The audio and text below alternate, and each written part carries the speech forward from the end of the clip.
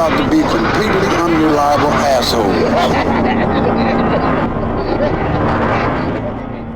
Nazdrovia, Tim. Wow, that woke me right up. Nazdrovia, Tim. Nazdrovia.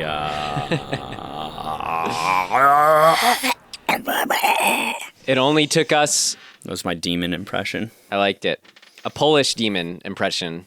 Mm-hmm. It only took us 104 episodes to get to our first Polish film, I believe.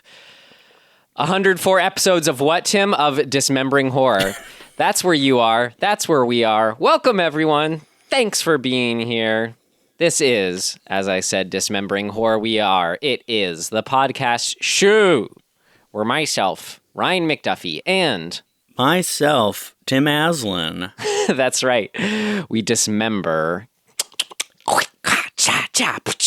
a horror film every single week. Every Thursday, in fact. Straight from our mouths to your ears. From our souls to your beings. And vice versa, I'd like to think, too. We talk about what worked. We talk about what worked for us.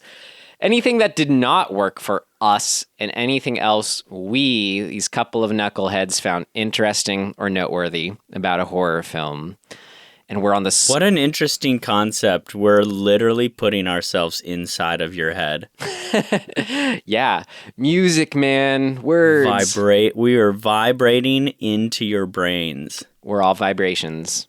Wow. And we are here for the variety of dark horror vibrations. We are here on a search for them, a quest for them, to open our eyes where we maybe shan't not be looking, because it's fun, because it makes us tingly inside. Maybe, we shouldn't really have to explain it besides from that, but that's why we're here. We love it. We're like a really, really refreshing and necessary cup of coffee in the morning, but the morning is horror and the coffee is the serial killer. I really like to think that this is someone's morning podcast, like morning commute podcast. It's got to be somebody. Like one person out there wakes up and it's like, yes, Thursday morning, here we go. Yeah. Well, if that's you, here we are for you. We're on episode 104. We're going to talk about demon. I did not get, or is there a Polish word? I mean, I'm sure there is. Yeah, is there? I'm sure. I don't see the Polish title though, at least on Wikipedia. Well, I'll do a little research while you talk. Okay.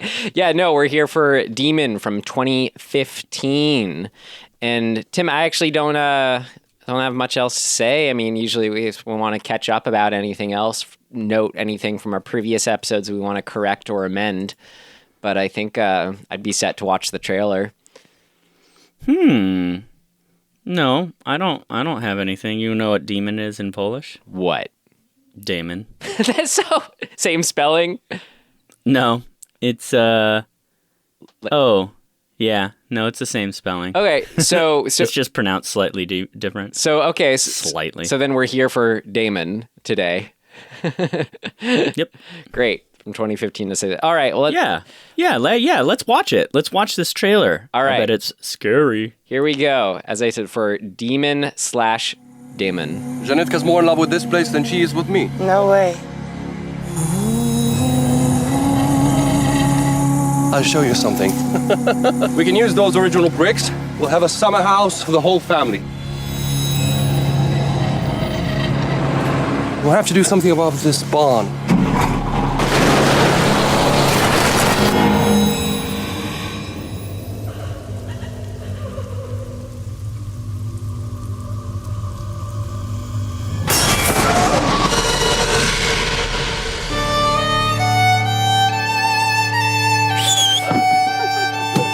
You'll be late for your own wedding. Well, there you have it, folks. There you have it. Tim, our next section here is our rating per our rating system. Would we tell ourselves, Tim and Ryan, speaking to ourselves, to avoid it, stream it, rent it, or buy it? Well, my in summary review is I enjoyed that trailer way more than the movie. That's fair. But I want to hear what you think. Yeah, I think overall there's a lot of good stuff going on and a lot of compelling themes and visuals and performances.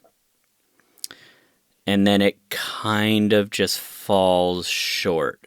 Like, it never really gets to where I feel like it like set us up to think we were gonna get some sort of like holy shit. Just kind of fizzles out. So it's tough because I do like it quite a lot, but I think I'm still a Rent, even though it doesn't quite land fully, which is a bummer because there's some. I rarely use the term potential in anything because I think it's a weird term, but like this one felt like it had a lot of potential and then just kind of whoop, and then it was over. It went woof. Yeah, I hear you.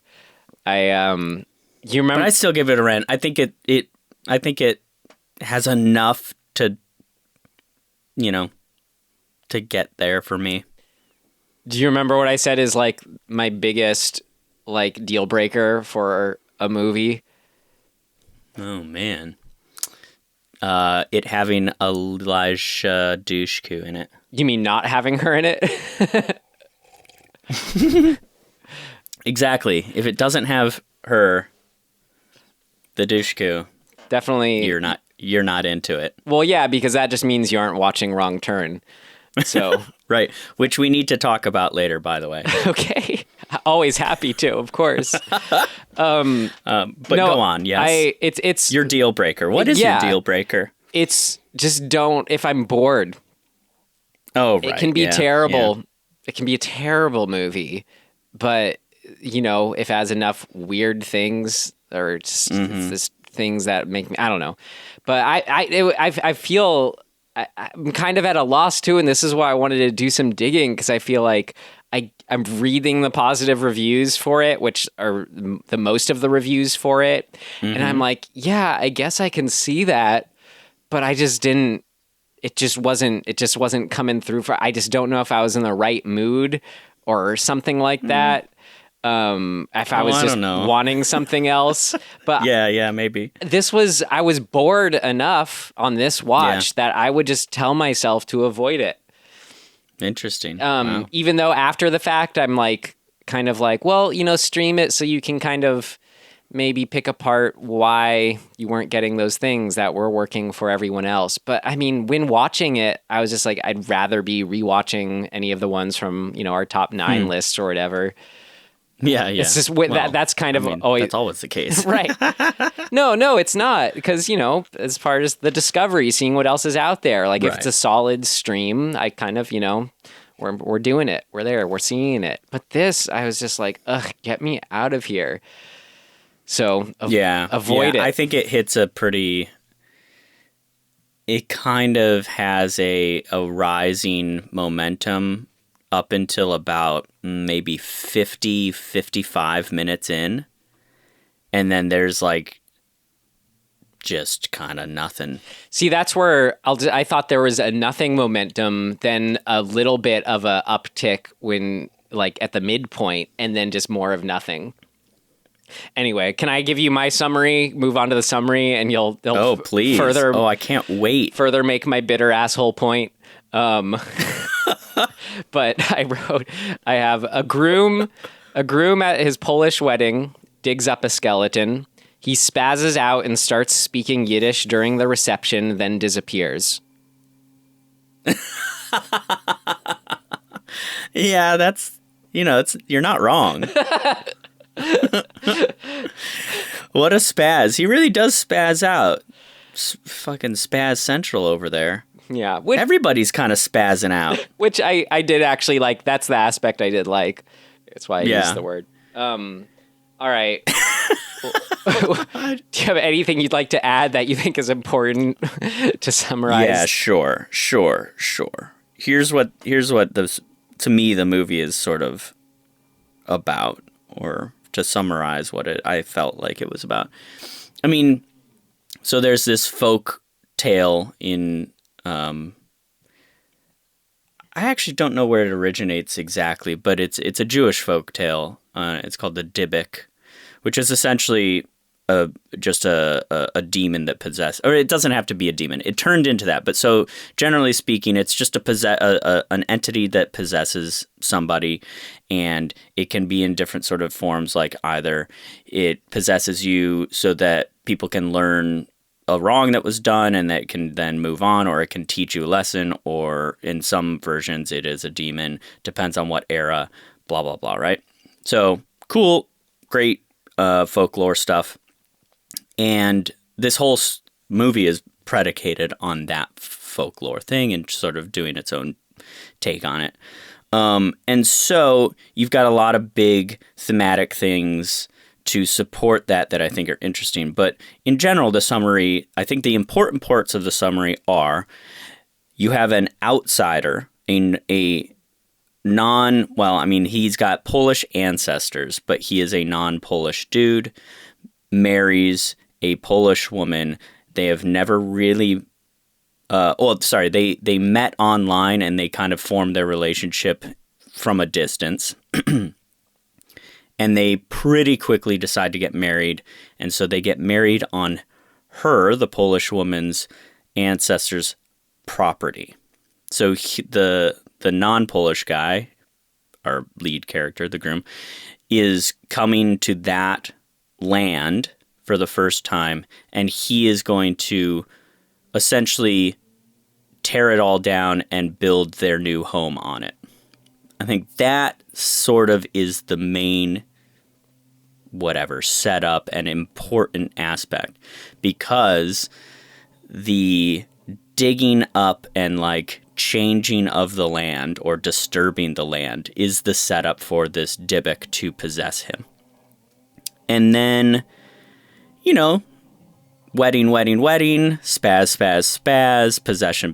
possession, and we learned that he's possessed by the spirit of a Jewish woman who had died, who was from that town, who had died, 50 some odd years ago, would you say? Because the one remaining Jewish man in that town, obviously because of the war. So yeah, it would have been about 50 years ago. He knew this woman, Hannah, who had disappeared in town. And the family kind of has to freak out and figure out why this dude's possessed, and then the story falls apart because he disappears. And there's no catharsis, and it's just, there it is. But I think that there is merit in doing it this way, because it's speaking to a broader thematic story of the history of Jews in Poland. The end. I just heard the school bell ring. I was falling asleep in history class just ended. No offense to you, Tim, but no, you're not. I agree. I think that there's a lot of part of the movie is really predicated on the sort of lesson version of storytelling, and let's talk about history and where we came from and the importance of that and blah blah blah. It's to me it's very academic. I mean, all of which I love in theory. Sure. So I want to be curious to parse what exactly was not going on or going on for me. But let's, as we like to start with, accentuating the positive. Are you ready for our first section, Tim? You know it. All right, here we go. What worked? What worked for you? What worked for you? It worked like a charm, Smith. What worked? What worked for you?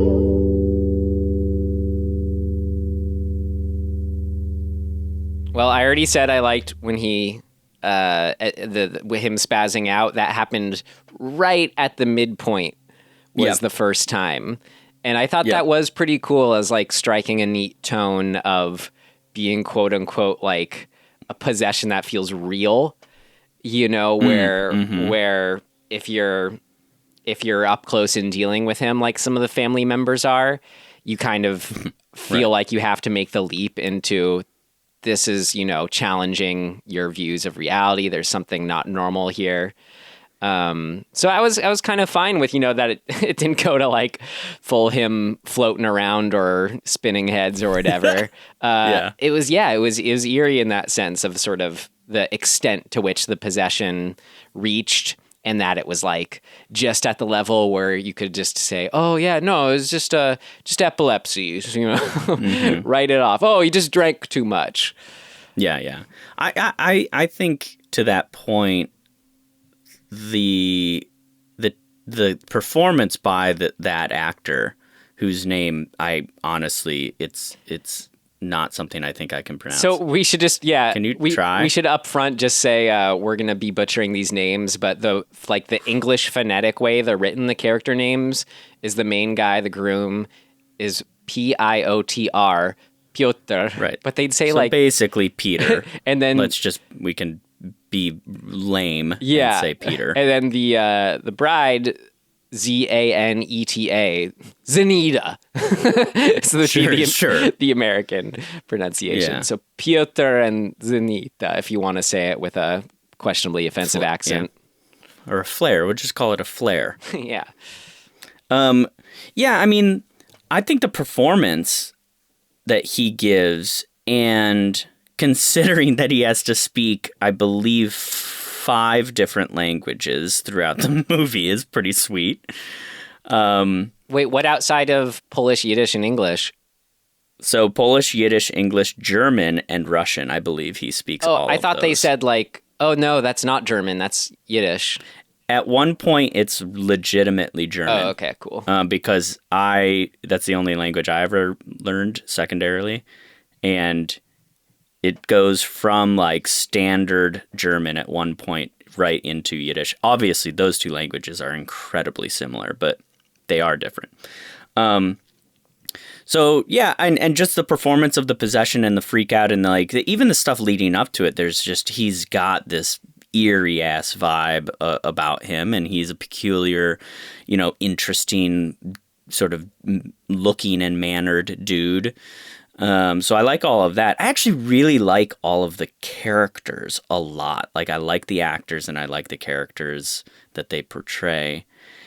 And I like the vibe of the family, and I mean just the wedding itself as a whole. All of that I think was really fun and like compelling, and just watching it, like we've all been to weddings. They're nuts. Yeah. And it's like it really to me captures that thing of like at any crazy wedding in particular, there's always like 20 different stories going on.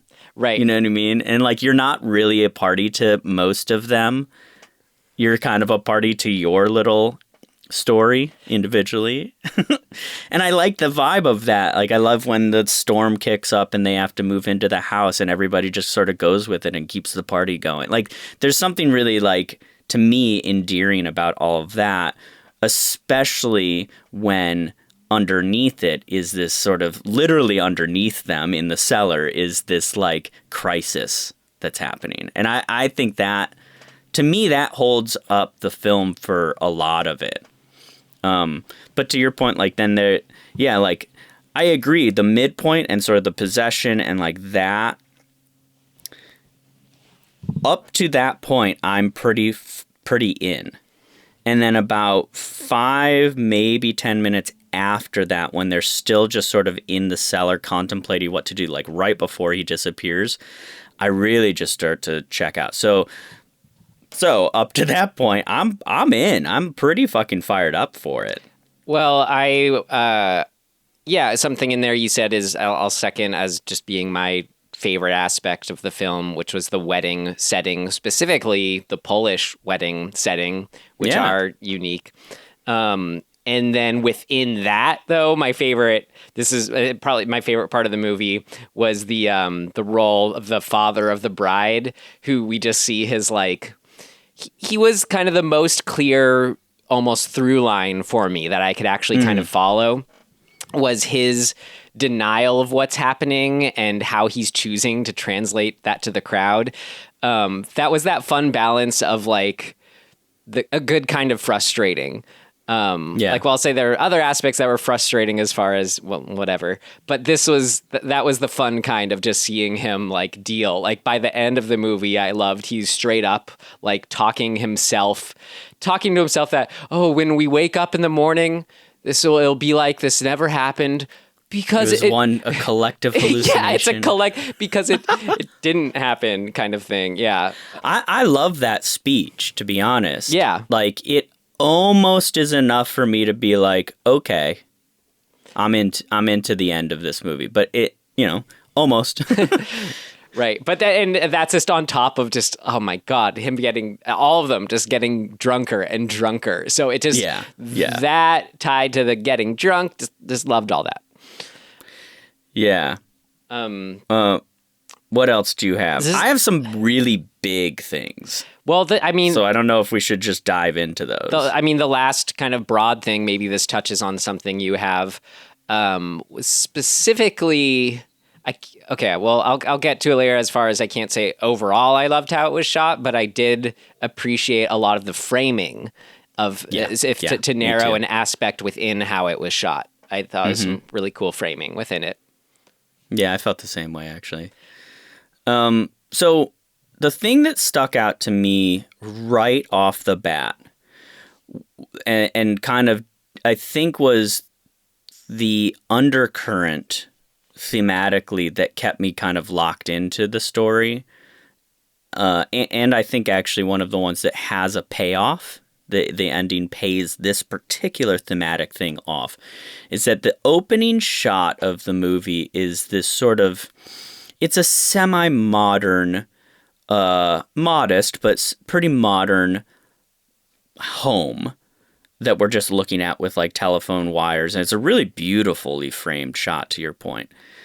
And then we see the backhoe, the kind of bulldozery backhoe machinery vehicle drive past that. And we spend the opening of the movie following this machine through town, and as it progresses, that we go further into an older section of town. So like the houses they start fairly modern and they become less and less modern, and we get into more villagey stuff, and then we actually get out into the kind of the countryside. We have to take we jump to Piotr and take another machine, the ferry, across the river.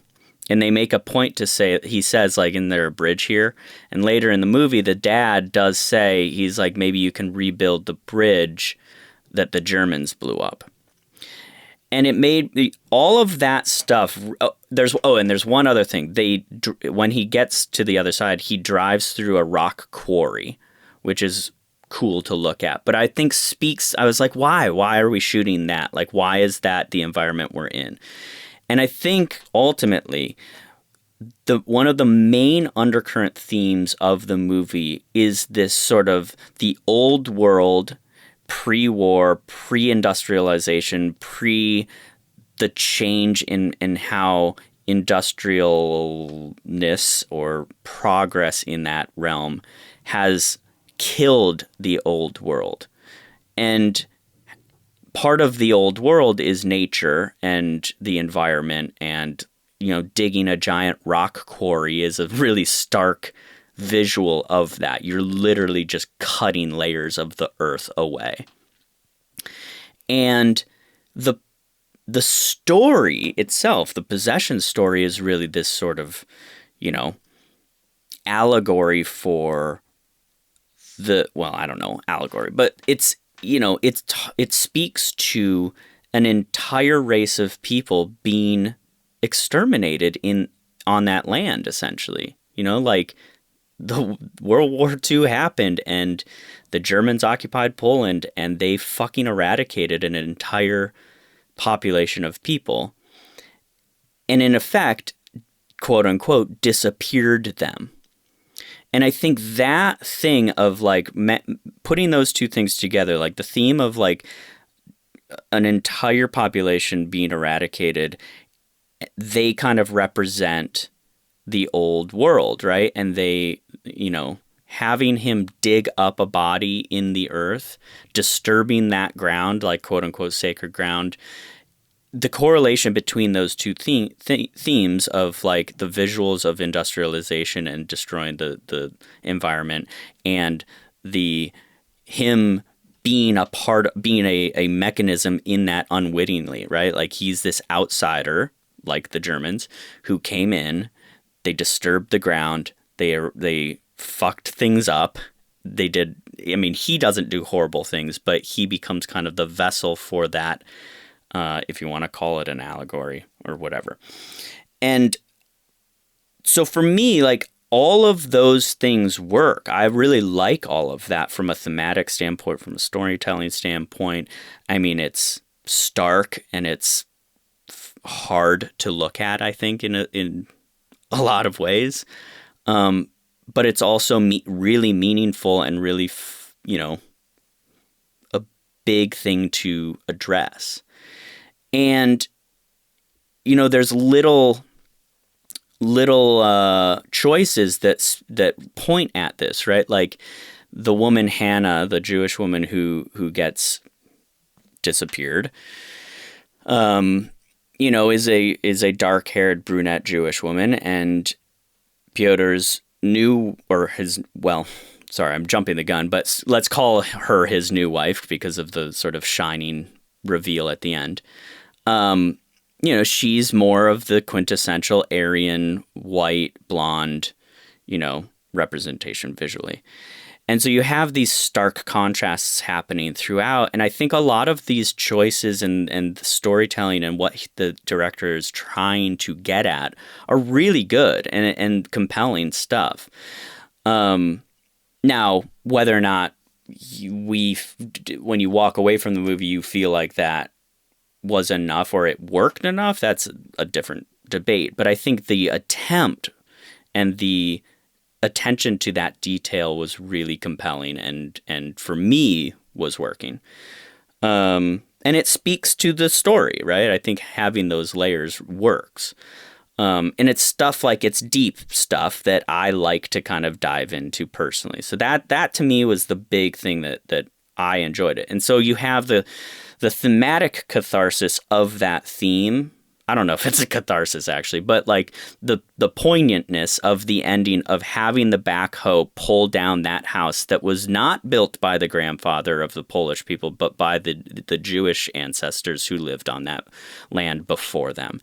And so all of those things are intertwined.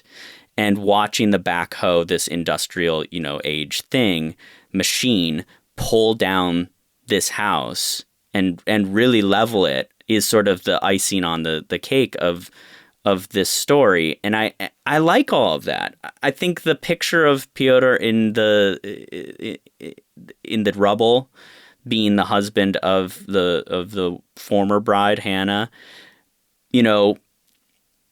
I dig it. I think, we could argue the what's the word for it's a little derivative, let's say. Of The Shining's ending? Of The Shining. I think that's a fair argument. But I still liked it. I still was like, okay, I'm cool with this. He's, in a way, his indiscretion in a weird way, albeit accidental, has kind of pulled him out of reality and back into that old time as a being in a weird way. And so all of that stuff I just think is cool. And then I turn the movie off and I'm like, I've forgotten about it already. Well, and I think that, are you ready for that part yet, or you want more? I think, yeah. I mean, I think that to me, that's it. That's kind of where I land. Like, there's not, to me, a whole lot more to say in the realm of what worked. Great. Well, as much I'd like to just accentuate the positive. We have a mission here, as we do on Dismembering Horror, to decentuate the positive as well. All right, so it sounds like you're ready for it. Let's do it. What did not work? It's not ready yet. Seems to work okay. No, something important's missing.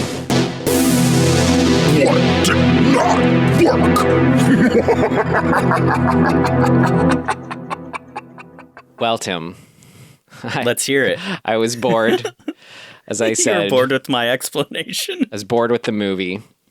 I was very bored with the movie. It felt like I could hear people saying, slow burn is like one of my favorite things, Tim. But this was like, if I heard someone describe it as that, I'd say there's zero burn happening. That's right. I would agree.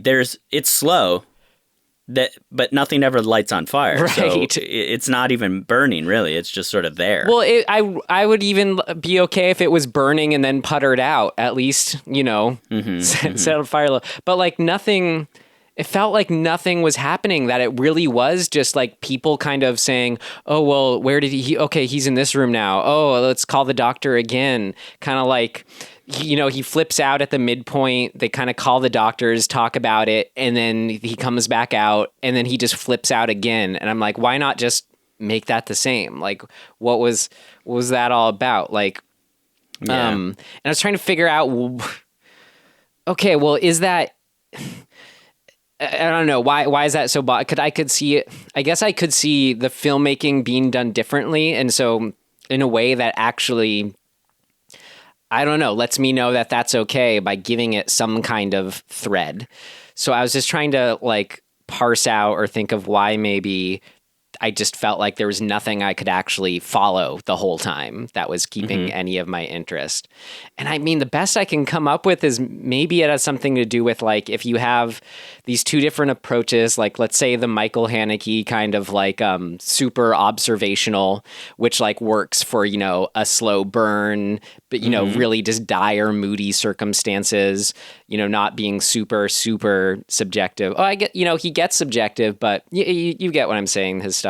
Sure. And then the sort of using music and close-ups and all these things. Yeah, I don't know, to sort of do a more sort of telling approach for what's going on. And this just felt like it was somehow not doing either, and it should have been doing one or the other. Like an example, okay, in theory, I think that was cool. Like when you're describing it, how just him disturbing the grave of the skeleton is enough to conjure the spirit and possess him, whatever. But like there was nothing in the filmmaking that even like made me a little bit go, ooh, he's something was disturbed. No hanging shot on the skull, and nothing like that. Which again, if the rest of the movie was fine in that sort of really step back, like uber quote unquote realistic style, that would have been okay. But it was, I don't know, it was just writing this line for me in a way that just didn't click. So I just didn't ever feel any kind of thread at all to follow. It just felt like I was watching people walk from room to room. I did not care about the characters, even though I liked the performances. I don't know. And then even like when it gets to things like, I don't know. And because of that was my overall experience watching it. Just then when it got to things like, as much I was into the father's end monologue, and the idea of him saying it was a collective hallucination, I was only like, a collective hallucination of what? Like what even happened? What are you referring to? When was the moment that all these people here reacted to something that was like, actually something that you might want to deny even happened or question their sense of reality? So that like, well, there wasn't even that payoff of an escalation after the midpoint freak out. That ending, like, yeah, it was kind of cool describing how, hearing how you described him having a photo, or the Shining, him in the photo thing. But rather than that perfect, how it is in The Shining, where it's the best kind of what, this was just like, right. This was just like a what? Okay. Yeah. Okay. Well, again, it's a little, in a way, I think part of what is failing the movie is that it's almost too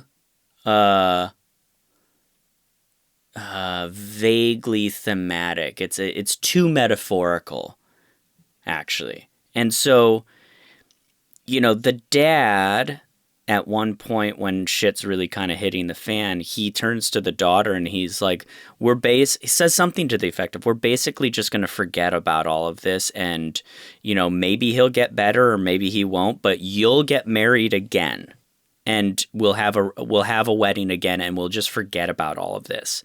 And that is to the point of the thematic stuff of people just ignoring the atrocities in the world, right? It's the metaphor for the bigger issues in the world being sort of spoken and carried out. But in a way, it's too kind of nebulous, right? Like it's weirdly on the nose and nebulous at the same time because nothing comes of it. And part of, I think, the issue is you can state these thematic things in, like, you know, interesting ways. But if the characters aren't having a legitimate reaction to them, we kind of just don't care. So that makes me feel like... or if we just aren't seeing those reactions or being able to pick up on them. Right. Yeah, if it doesn't land, I mean, I guess that's why I use the example of characters reacting. Like, we need something to reflect off of that type of metaphor landing. And sometimes it's characters, sometimes it's visuals, whatever. But it just doesn't happen in this. You know, like, even that speech of the dad sort of points to everybody's just sort of in their own world anyway. Nobody's listening to his speech. So it's like... it almost undercuts the metaphor in the first place, which is we're going to collectively ignore this thing. Nobody's listening to him.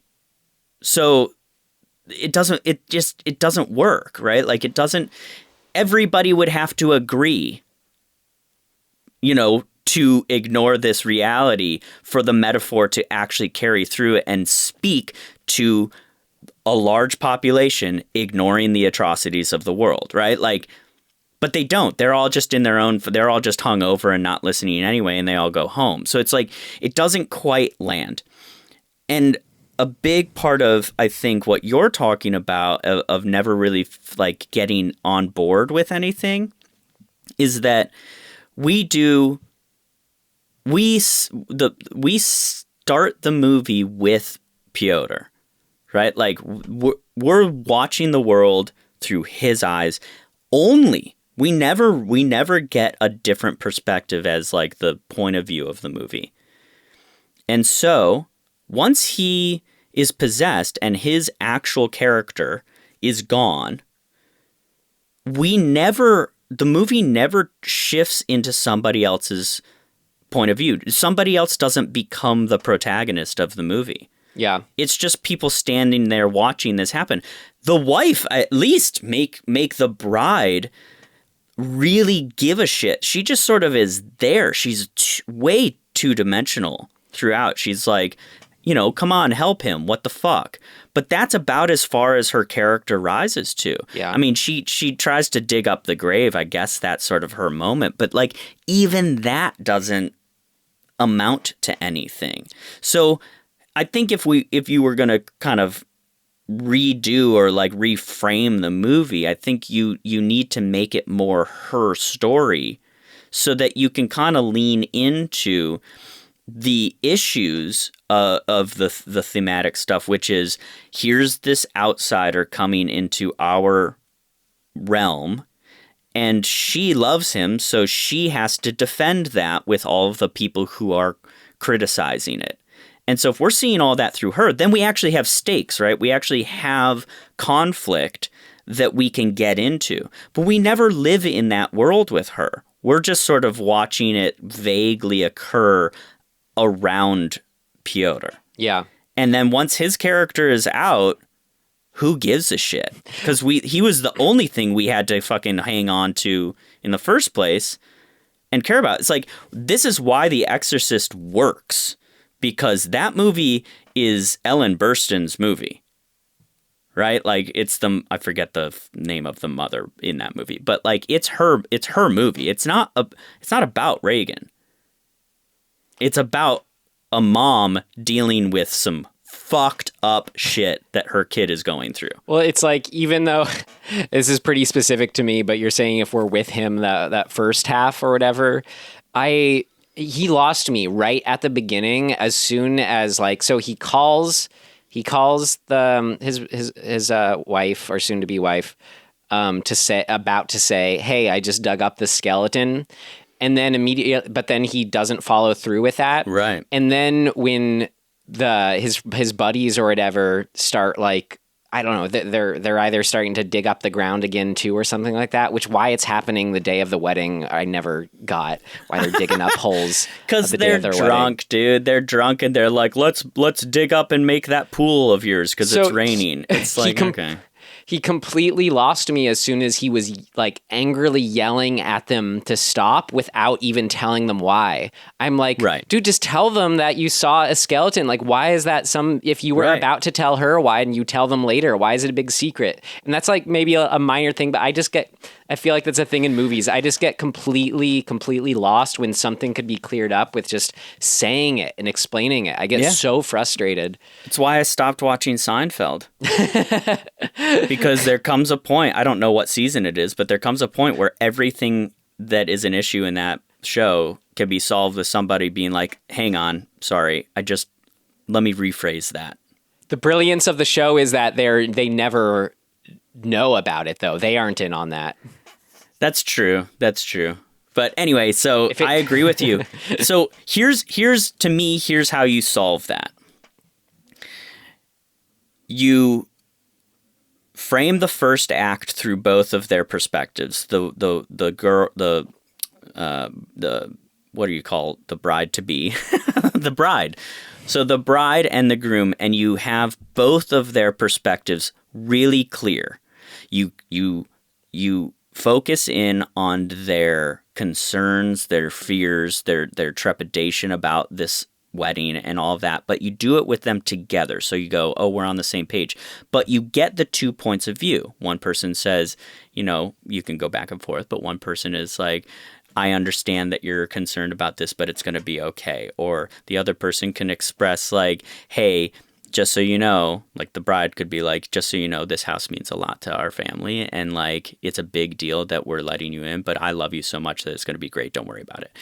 And you set those things up. Set up that, like, the tree that he knocks over is important to her in some way. Let us know what is important to her so that when he fucks up and knocks over a tree and reveals a fucking buried skeleton, we care because we go, oh shit, he just did the thing that she said he shouldn't do. So now he has to hide it from her or find a solution or whatever. But it never really has that. So we never have the touchstone of caring about why he decides to do things the way he does. And that's important because once we move into the second act of like, uh-oh, shit's turned upside down, we don't have any touchstone to care about his decisions or what's happening to him because we never get on board with what she thinks. Yeah. She just wants her wedding to not be rained out, but it's raining. And it's like, oh, what a bummer. Yeah. So she's two-dimensional, and that sucks because once again, we're living in this world where women just kind of get, light strokes of the brush strokes of who they are as characters, and then they're left to that. Right. It felt like they gave more to her dad than her. Right. But that you can't have the dad without her. Right. Yeah, exactly. You know what I mean? Like, the dad doesn't fucking matter unless we care about her point of view. Yeah. So to me, that's the real failing of all of this because, like I said, I think the foundation of the storytelling and like what it's built upon is really fucking cool stuff. But then the actual mechanics of how you make that matter never fucking get there. It's a bummer. Yeah.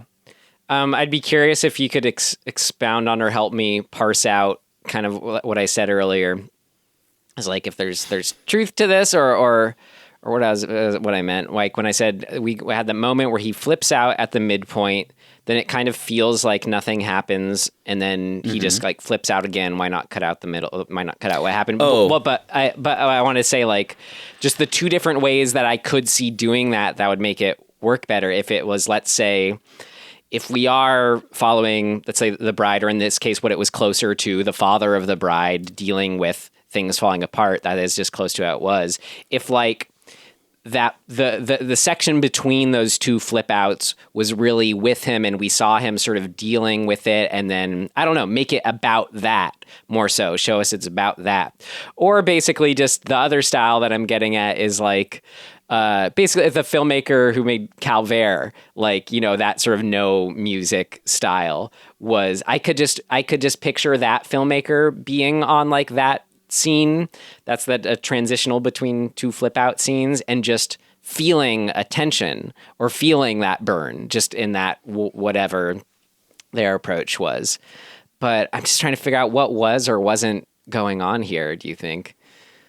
I think a big part of it is what you were explaining. I think is spot on. It stagnates because we basically have the same scene 4-ish times in a row, right? We have him flip out and the family reacts to it and goes, what the fuck's going on? And then they call in the priest, and then he flips out and the priest goes, oh no, I'm sorry, they call in the doctor first. And the doctor goes, I don't know, he seems kind of fucked up. Let's give him an injection of, I forget what they even inject him with, but they do that, and they sit there and they kind of rub their beards and go, this is weird. Then they call in the priest, and the priest sees him flip out a little bit more and rubs his beard and goes, yeah, this is weird, I gotta go. And then they call in the Jewish elder, and he, because he starts speaking German and Yiddish, and they go, oh, get the one Jewish guy in town, get him to translate. And he comes in, and that's the first time we get a little bit of story progression where we get to find something out. But what's lacking in those 4 scenes in a row is progress, right? Like, we need to see an evolution over the course of those scenes. Otherwise, we get what we get, which is just watching the same thing happen over and over with just a couple. It's a revolving door. It's like, who gives a shit? If you have the doctor come in, well, sorry, if you start with family, no problem. That scene's fine. But the next thing that needs to happen is it has to get worse. Like, the situation has to get worse. His condition has to get worse. The understanding or we need to devolve into more chaos, and we kind of don't. It's just him doing the same thing and being like, ugh. And each thing, that's why The Exorcist is good, because man, does shit could continuously get worse and then way worse and then way worse than we thought it could get. So like that doesn't exist in this movie. In fact, it feels like a punt where he just, one moment he's there and the next moment he's gone, and then we're on to, I guess, the third act of just what the fuck, and let's go look for him. In theory, I think that's a really cool constraint to work with as far as how do we approach a possession story where the possession itself only escalates so far, and it's more about people's dealings with it and the reactions to it. Like, that can work in theory, but... Right. No, I agree. But even in the progress of those 4 scenes, family, doctor, priest, elder, they become the focus of those scenes, each of those individuals. They should not be the focus of the scenes. They should be a through line for the family to continue to have an opinion over what's going on and have conflict within themselves, right? Like, between each other. And that, it's sort of there, but it's not really there. They kind of just continue to be like, well, what the fuck are we going to do? Yeah. And it's like, that's not enough, right? Like, I needed personally to see the bride and the dad actually have it out. And I think one aspect that's really missing, and this is a choice, so, whatever. But for me, what would have sold the mystery of what's going on is if the dad has knowledge of something, like a secret, whatever. Like he knows a thing that he has never revealed about all of this. Like, how did he get the house? Did he inherit the house under sort of strange circumstances, or maybe like shitty circumstances where he kind of just like swooped in and took advantage of the fact that now this woman who lived there, family that lived there, no longer is there, and they just sort of, actually, if that's given to us in a way, we can go, whoa, that's fucked up. And how do we do that? We do it through the fucking bride, right? She's us. We need to see her go, whoa, my reality just got fucked with on all levels. But we just don't get that. We get her kind of just being bummed. Yeah, it was something in there you said just made me think a way to put it. What wasn't working? It never felt like we were getting enough story revealed, and that wasn't working. Well, that's not inherently a bad thing, but that wasn't working because the filmmaking made me feel like we should be getting story things revealed. Right. So that's exactly. By story things, you can do it. By story, there's a way to do it without that construct. And by story things, I mean like about. Well, I guess I was about to say by story things, I meant specifically the possession angle, but not the character stuff. But I guess I mean the character stuff too, because that wasn't really happening either. Yeah. I mean, I was just thinking they actually set up his disappearance on the wedding day. When I guess the one thing that I forgot to mention that I really love just as a moment is him falling into the pit of mud and like being enveloped in it. That moment is really, I was like, oh shit, fuck yeah, cool, great, awesome, like a scare kind of like freaky moment. But then it doesn't carry over in any way. The brother and friend show up the next morning and they can't find him, and they're like, oh, he's disappeared.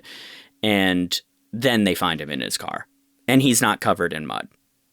And it's like, we kind of just move on, right? And we're like, what the fuck? That's fine in that moment to kind of move on and leave that oddity hanging, but we never come back to it. The thread is too long and never really comes back around. Yes, he disappears ultimately, so sure, it comes back around, and that's in that way.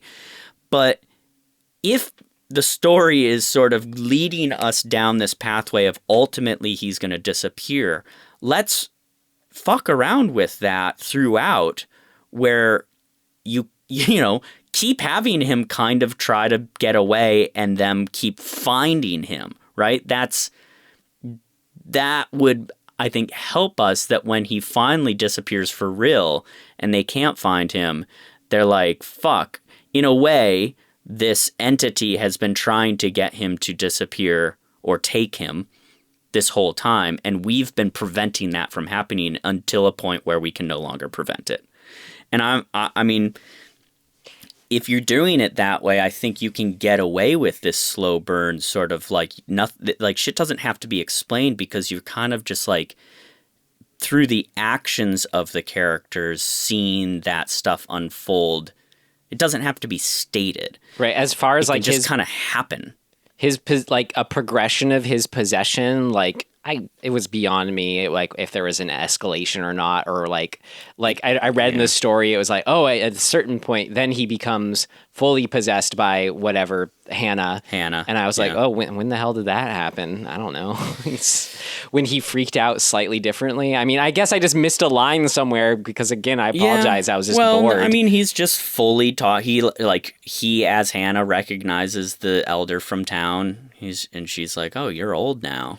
See, that's what sucks. Okay, for that reason, maybe what I'm not saying is valid, just because at that point I was just bored and checked out. You know. Well, sure, but here's the thing: if you're going to do a possession story and you want us to care about the person who's possessed, they have to come back at various times like a drowning person gasping for air.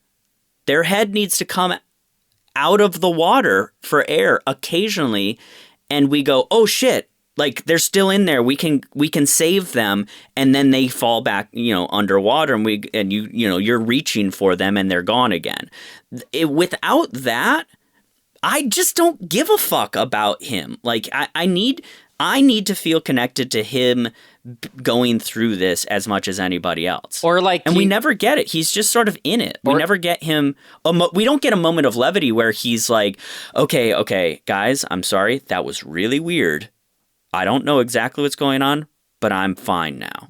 I mean, or like you said, just hand off who the protagonist kind of is. If we're super with him that first half and then he's gone without, any sign of showing up again, but then we're completely with the bride.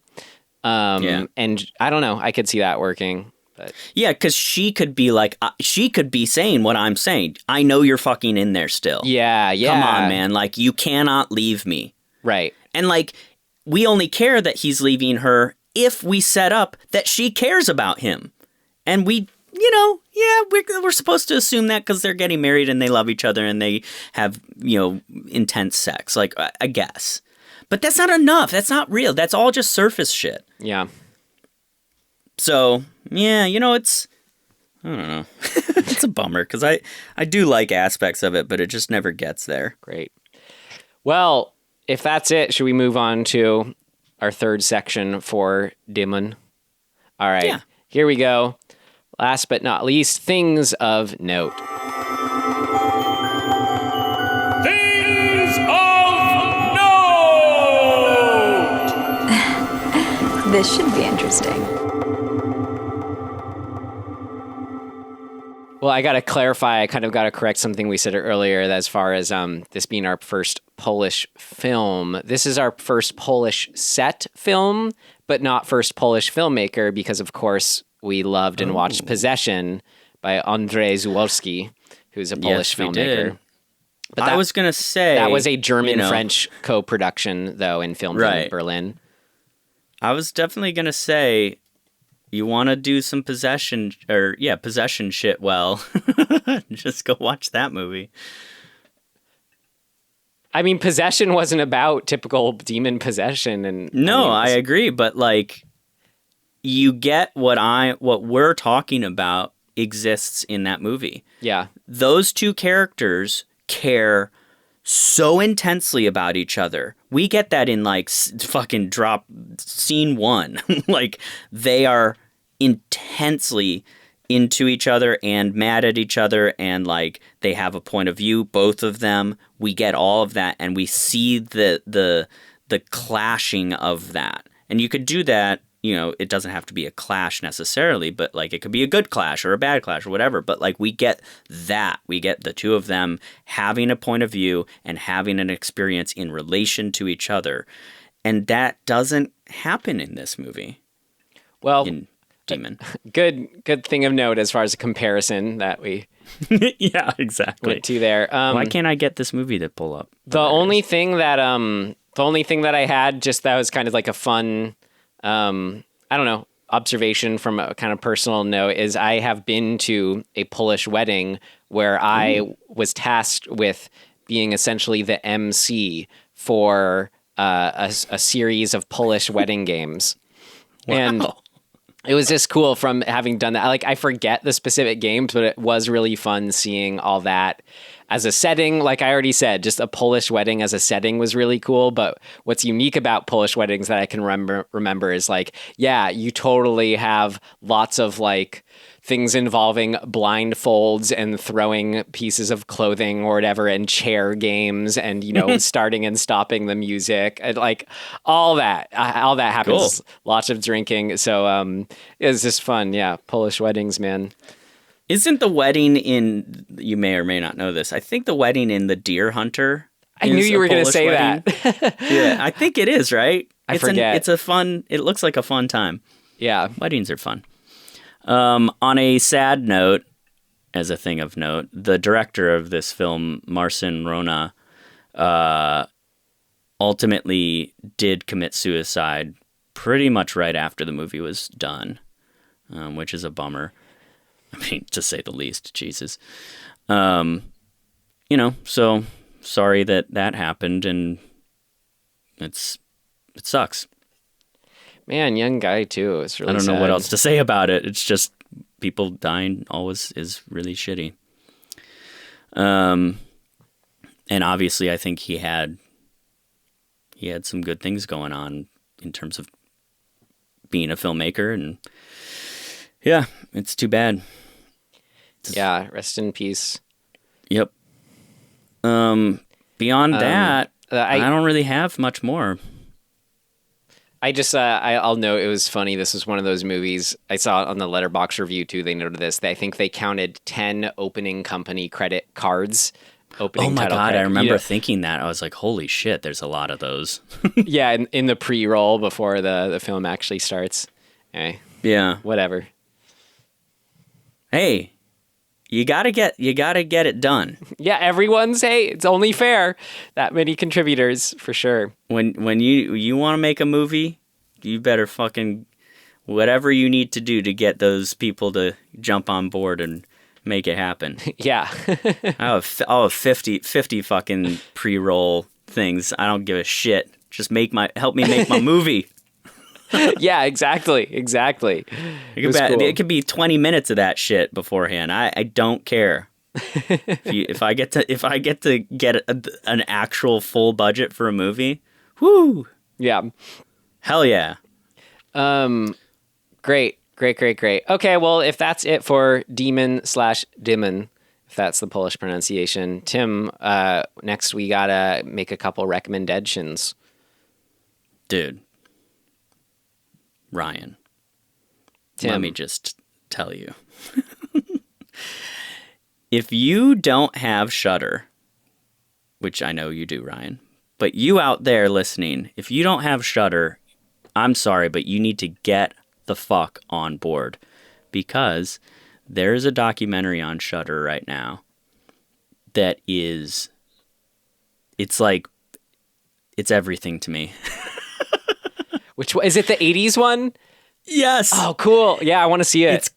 It's called In Search of Darkness, A Journey into Iconic 80s Horror. It is magnificent. I remember, it's 265 minutes of just pure glory. Just kind of a chronological, just going through the 80s. That's great. It's like, I love interview everybody. It's like, I love the 80s for horror, huh? Yep. Oh, dude, it is so good. I didn't watch it all in one sitting. I think I split it up into two because it is long. 265 minutes is how many hours? It's like 3 hours something. Or maybe it's 4 hours something. Anyway, it is well worth every minute of it. What I want to know is, oh, sorry, what were you going to say? I was just going to say, it reminded me so much of so many movies that, like, I'm like, fuck, I have to go watch that again. And of a ton of movies that I was like, man, you know what? I never actually saw that, and I fucking should. Also, it made me realize, because it's, you know, it's not rated, it doesn't matter, they show everything. I was like, there's a shitload of 80s horror that I've only ever seen the TV edited versions of. because that's, I didn't watch it. I didn't have HBO or whatever. I saw all of that shit on TBS or TNT or whatever. USA Network, up all night. So now I'm like, shit, I gotta go rewatch Critters, or whatever, any number of things that I never ended up getting from Video Barn. Critters. Or Critters 2. There's so much. Well, okay. So I rewatched Phantasm too because of the documentary. I was like, I gotta go rewatch Phantasm because it's been a long time. Shoot, if you were on Shudder, you should have watched the Joe Bob version. It's great. They have that's interesting. They didn't have the rights for the sequel, but they have like 3, 4, and 5 Phantasm 3, 4, and 5. Yeah. Weird. I thought 2 was supposed to be the good one. I don't even know. For whatever reason, they couldn't have the rights to it. But I'd say keep up your Phantasm-thon, but with the Joe Bob, it's a lot of fun. Okay. Yeah. Yeah, so you got to get on it, guys. Well, you kind of my question. Watch this documentary. My question I was going to ask, you kind of answered, is what anything you haven't seen at all that where you're like, oh, I need to check that out. Chopping Mall. Oh, I've seen that. That's a Joe Bob one too on there. Watch that. No, off the top of my head, there was a bunch. I haven't seen Maniac. That's a Joe Bob too, man. They're all there. God. Near Dark. Yeah, that's a good one. I have never seen Near Dark, and I didn't even realize it was Catherine Bigelow, which makes me want to see it even more. I think you'll like it. And it's nowhere to be found streaming, so I need to figure it out. I might actually go to I might pick it up from Videotech. Videotech, yeah, because I have to go over to that direction in a half hour. So great. That's what I'll do. Well, I've been awesome. You'll like it. I've been I've been watching some good stuff, but to kind of I guess work in order here and to stick with the Shudder theme on both Criterion and Shudder right now. Criterion has a ton of them, but Shudder has like 2 or 3 of them. But they have they're featuring, I don't know if this is coincidence or what, but they both have Ozploitation, like 70s Australian like action genre, whatever films, exploitation films. And so I've watched 2, one on Criterion and one on Shudder. So far, they're 2 for 2, but to highlight the one on Shudder, stick with that theme. I told you about it, Tim. You got to watch this. It was called Turkey Shoot from I've heard of it. From 1982. But it's great because it's like you have the post-apocalyptic, like, police state kind of thing that are rounding up the dissenters. And we're with Olivia Hussey is the one who our favorite from Psycho 4. Dude. She's like the one who's completely apolitical and trying just to do the right thing, but for whatever misunderstanding in a police state gets wrapped up in it all. So we're kind of with her. But then it's not just that. The story is just one of those people hunting people things going on. So you have like the rich people hunting for sport, these, political detractors or whatever, defectors. I love it. And it's so much fun. Like the kills, it's great. It's exactly what you'd want from this premise. Check it out. Turkey Shoot. Nice. That's cool. I need to, what else I need to see? This is not a recommendation, but I haven't seen it since I was a little kid, and I think the thing I recommended it, I don't remember if it's last episode or 2 episodes ago, the Golden State Killer documentary uses a bunch of footage to sort of emphasize this like scary vibe from the creature from the Black Lagoon, which I mentioned the other day to you, and I said the Blue Lagoon, and you made fun of me. Because it's a hilarious mashup idea of like take the Blue Lagoon and add the creature from the Black Lagoon to it. We should make that movie. Anyway, so what do you happen to know if Criterion has that, or do you have it? Because I want to watch that movie. I have a DVD, not a Blu-ray of it. I'd say go all out. Get the Blu-ray while you're picking up Near Dark. Okay, I'll do that. You're happy. You're more than welcome to borrow it though too. Cool. Anyway, on that note, now we're just talking. let's figure out what. The Fog. The Fog is another one that made me realize I've never seen that, and I want to see that. That is another great, I think, like Shout Factory, something like that release. Like, there's some good Carpenter releases. Anchor Bay, Arrow Bay, I forget, one of those. Okay, next week's episode, Tim, I think it's my turn. Oh. Right? I feel like I remember you saying demon. I did. I definitely did. I was like, ooh. Okay, next week's film, and stop.